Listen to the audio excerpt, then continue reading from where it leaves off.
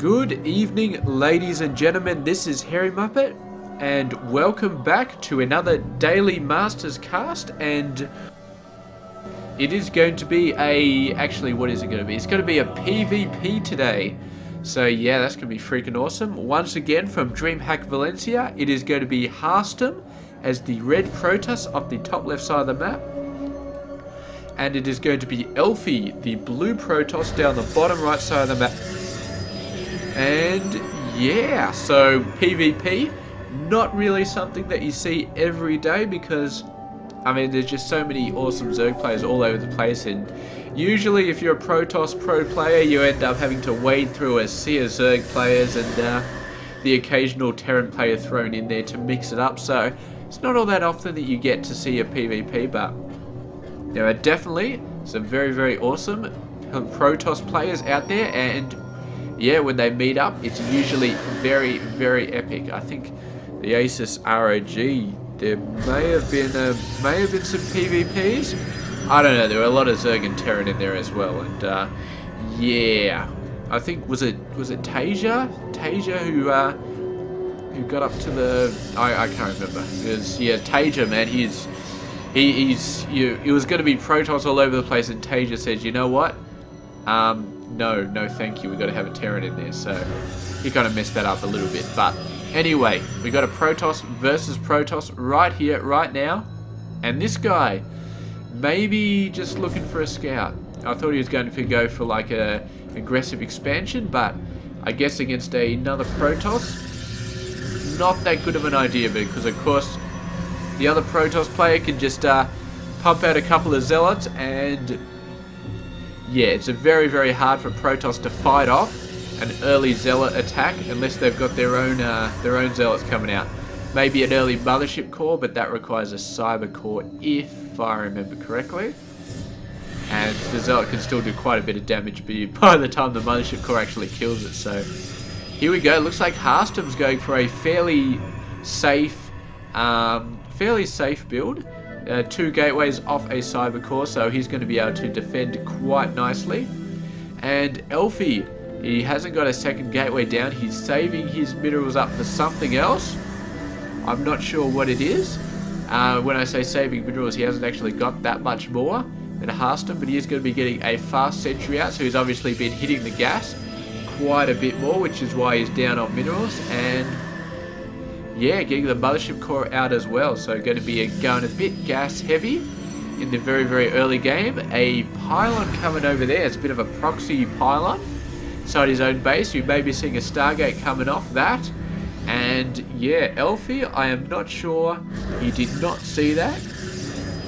So a bit unfortunate for him. If he saw that pylon coming down, I'm sure he would have kept the probe in there a little bit longer to see what's going on, but no, it's not going to happen. He's got his own one over here though, so maybe we're going to see some crazy Stargate play from both players. This is interesting, a sentry and a mothership core. I'm not sure if there's just some sort of synergy from these glowing blue balls, which they each seem to have one of, but they definitely look nice together. They look like it's like a little sister and a big brother sort of arrangement going on, where they do all sorts of awesome stuff and they get in all sorts of awesome adventures, and eventually the sentry just gets wiped out and the mothership core just goes absolutely spastic and just kills everything, or it just gets shot down, you know, one or the other. So we do have a Stargate coming down from Harstem. Not actually building it over here, he's building it in the main part of the base. He decided, since that probe finally just ran away, he didn't have to worry about it too much. So maybe this is a double fake or something like that. He puts that over there, expecting Elfi to just be worried about this, and he actually builds it over here, so like hiding it in plain sight or something. I really don't know, but Harstem, he does have down the fast Stargate. He does have the expansion coming down a little bit before Elfi. So far, Harstem looking pretty solid, but we do already have the robotics facility coming down, and we do have the first immortal, so yeah, the Elfi going down a slightly different route, and the hallucinated Phoenix is going to be seeing the Stargate. He's going to be seeing the expansion. I don't know if he saw the Oracle though. But I feel like Elfi should be quite fine. He's got Stalker and a couple of sentries. So, yeah, look at these Stalkers, man. They are all the way back there. They're in a perfect position to knock that Oracle out. But Harstem sending his own bit of a force in here, trying to hold this off. He's leaving these two Stalkers here. So, yes, Elfi is not fooled in the slightest. He knows that Oracle is coming. And the Oracle is going to get maybe a couple of kills, but it is going to lose itself in the process. There we go. 6 kills. Actually, that thing kills so fast. Even with 2 Stalkers hitting it, man, he's still got 6 kills. So, really, really nice. I'm not sure if that was worth it. But obviously Harstem feels like it was worth it because he is going to be building another one. So, yeah. I don't know why, but the inside of my upper lip is really, really dry. I feel like I just haven't been drinking enough tonight, so I will have to have a drink after I finish this cast. Luckily, it's not like a 40-minute game or anything, so it should be fine. This poor hallucinated Phoenix, not really going to be able to do much. He's going to be able to see the base pretty much, and he's going to be like, yep, there's a base there. That's awesome. And let's have a look at the income. So far, Harstem taking a bit of a lead, getting the workers out a little bit faster. But I feel like the ground army for Elfi probably a little bit more robust. Maybe. He's got the sentry advantage, definitely. He's got the stalker advantage. He's also got an extra immortal. Harstem, meanwhile, has the 2 oracles and a few zealots, but zealots you don't really count too much because zealots are so easy to produce later on because all they take is minerals. But in terms of gas spending, Elfi definitely got a very, very decent amount of gas heavy units, and Harstem mainly just countering with the oracles. With 4 stalkers back here, this guy gets about 2 or 3 kills and then goes down, and I'm feeling like that's probably not going to be cost effective at all. So I don't know whether Harstem will continue down the Oracle route. He'll probably just pick off a few with this guy, and he might actually get a nice clear path here. Previously, both of the Oracles have run straight into Stalkers, but he could do quite a bit of damage here. I don't know if Elfi was actually expecting the 3rd. Apparently he was not. So the workers are all going to be running here, and he does not have any Stalkers back here, so he's going to warp in 2 here.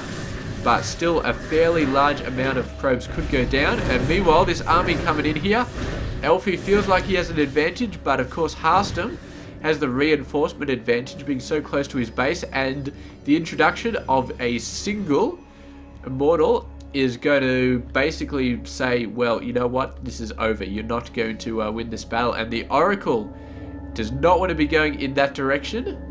But, yeah, manages to scoot away before the Stalkers manage to take him out. And suddenly, Elfi looking like he's in a bit of trouble. I did see him going for some high Templar tech, but I don't know, man. I mean, Harstem, he's getting out some Colossus at the moment. I thought he was producing 1 Colossus. There we go. And he's also mixed in a Void Ray, so some very interesting tech choices here. But I feel like Harstem is starting to get ahead in this game. He's actually got a very, very sizable worker advantage. Whether it's the Oracles taking out so much or whether he just hasn't been building, I feel like it's the Oracles really, really been doing a nice job. And yeah, Elfi going for this high Templar tech, I feel like it's not going to do the best for him. I feel like the tech options from Harstem, the combination of Void Ray and Colossus, is going to put him in much better stead than Elfi with his high Templar, because yeah, these guys are just so big, so beefy, and so good at doing damage to Protoss units, whereas the high Templar are more suited for going up against Marines and, you know, Lings and Hydras and stuff like that. So against a Protoss player, I mean, a massive amount of Zealots will take a fairly large amount of damage, but this Stalker Immortal sort of combination, especially with Colossus, man, I mean, high Templar, just not really going to be all that good at doing stuff. He's got the 4 Stalkers, but there's just hallucinated Phoenix coming in at the moment. Actually, it looks like he's going for mainly Archons. We will have to see how these guys do. I mean, they should do okay, but they're still not going to do awesome. I mean, they do great against was it psionic units, or great against biological units? That's right. And yeah, I mean, there's not that many of them here. Just basically the zealots, I think, are the other ones that counter biological, and the rest is, I mean, this is a tried and true composition. He has only got one Void Ray, and I'd like to see him mix in a couple more Void Rays in there, just for some added punch. But right now, the combination of Zealot, Stalker, and Colossus is just tried and true, man. I mean, every time I play a 1v1 ladder game, this is one of my favourite tactics, because you just get a crap load of Zealots, you get enough Stalkers to deal with any possible anti-air there could be, and then you fill up the rest with Colossi, and you put all your gas into the Colossi and all your minerals into the Zealot, and it just works so well because it just hits so hard. And I feel like Elfi just doesn't have much of a chance to sort of bash this off. I mean, he's got a very, very decent amount of Archons, but he doesn't really have the long-range hitting power that he needs to take out the Colossus.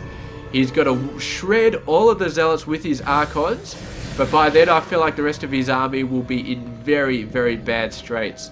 Unless he does some really, really nice micro, and somehow manages to flank the Colossus with an Immortal, or blink in some Stalkers.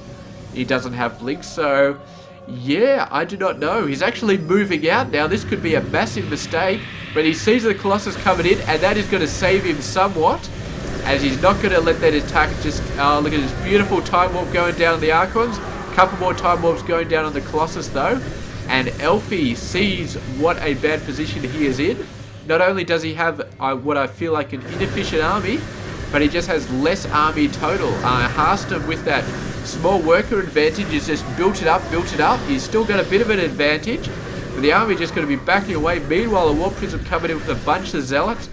Nothing really special here, but they are going to be doing good damage, just like Zealots always do. Managing to get through the defensive Zealots, and yeah, really, really cutting back those worker numbers. And suddenly, Harstem, after that beautiful attack by Elfi at the back of his main, needs to do something here. He's no longer able to attack at his leisure. He's got to make something happen, and he does so in an absolutely fantastic form here. And look at these, you could not line these up better for being hit by a Colossus. So instantly, Harstem looked like he was in a little bit of a bad shape, instantly moves in, reverses it, and Elfi just does not have the army he needs to hold back against this massive Colossus, ground Colossus army. And the third base goes down, and Elfi just could not compete at the moment. And I feel like Harstem has just got this game won. He's hoping for a counter attack there, and the Garter and the Colossi are starting to look a little bit thin,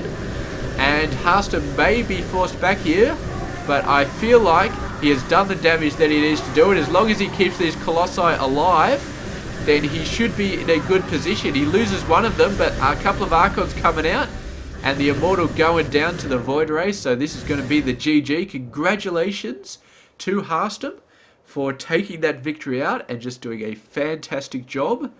And yeah, there we go. Awesome job from Harstem, taking it out in this PvP game.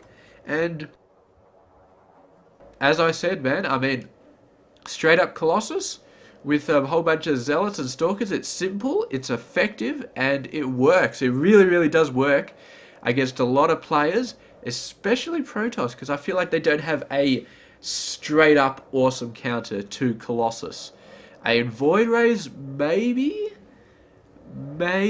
but Stalkers do pretty good versus... Actually, no, Void Rays I'm going to say pretty good, but they are quite expensive compared to their Terran and Zerg counterparts. Corruptors and Vikings are both quite a bit cheaper than Void Rays, and so yeah, Void Rays are a bit hard to do, and their range isn't as good. I feel like the Corruptors and the Vikings definitely, but maybe the Corruptors as well, they have a bit better range than the Vikings. They can dart in and out a little bit better. Vikings tend to be a little bit slow, maybe not, I don't know. But yeah, committing a lot of Vikings, Sorry, a lot of Void Rays into your army to counter the Colossus. A bit of a scary proposition, and we've never really seen a lot of Protoss players do it when going up against Colossus. They prefer just to go balls to the wall, stuff like Archons and Mass Zealots and stuff like that. But as we saw in this game, man, it just did not work. The Colossus went in there and they just did the damage, man. They did so much damage, and you saw when he started losing all those workers, he just said, you know what? You can do a nice little attack by there, wipe out some workers, but I'm just going to move my whole army in there. Bang, expansion comes down. Bang, third base goes down, and Elfi's like, you know what? Good game, man. I can't compete with that. And yes, thank you very much for watching this PvP. This has been Daily Masters for today. I will see you guys tomorrow.